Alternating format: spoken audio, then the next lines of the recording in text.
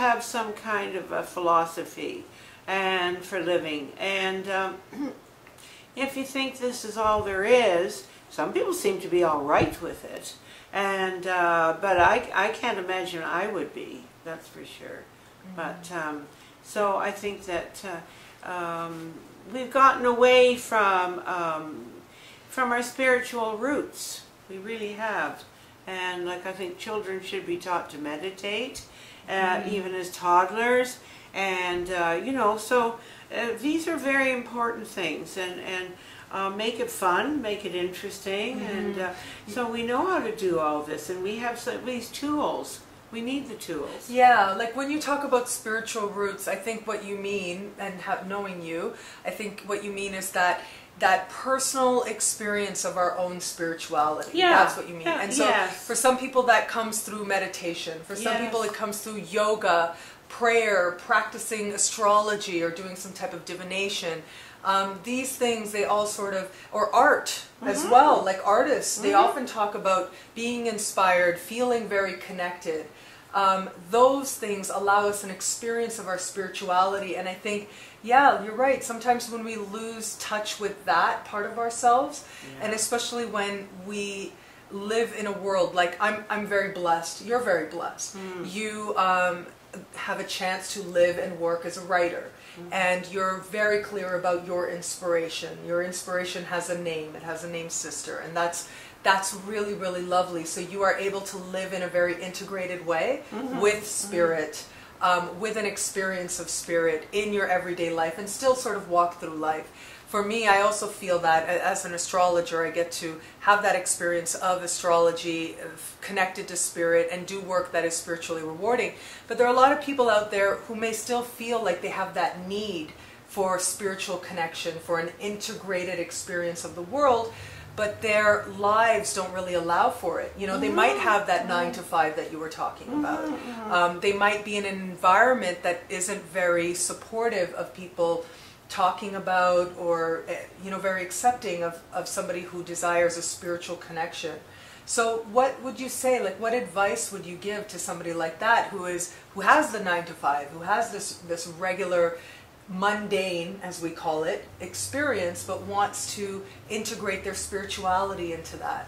Well, and the lucky ones are those who have started out as seekers, and they start to seek, and I use that word because I was a seeker at one point, and I had a religious faith, but I didn't have a grasp of the rest of the world and how other people thought, and philosophy, and other people's religions, and the cosmos in general.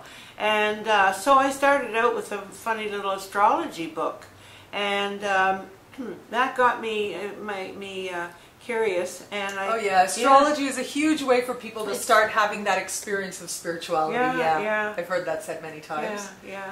And so that piqued your curiosity. Yes. Yeah. Well, some people get a lot. You see, I don't know how many people go to church now, and I think a lot of people, you know, thrived on church and religion and their religious beliefs. And I think that that's waning now in the world, and that's maybe just as well, because perhaps people need to start to be more universal in their thinking.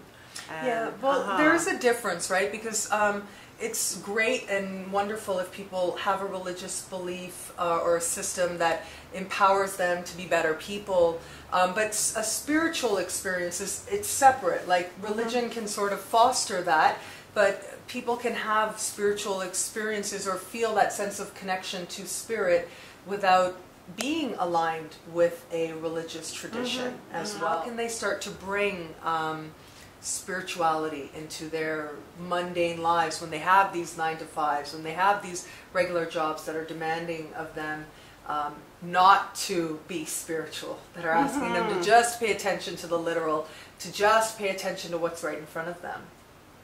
Well, probably if they could start some spiritual disciplines and start very simply in prayer, ask that you be connected to you know, to a power greater than yourself, to a God force, a source, or creator, whatever you want to call this power, and start trying to connect yourself a little bit. And that shouldn't take too long, actually. It's surprising because actually if we God is always there for us. It's just that we turn our back and we just close the door, and God is not going to invade our freedom. So basically that's one of the best ways we can, is just trying to connect and just talk to this person, this entity. You can call it a mother, father God if it pleases you. Sometimes that's rather comforting. Maybe you need to get in with a group that meditates. You want to find somebody that's a group that's fairly got their feet on the ground, isn't charging, and just look around, and because meditation is very important.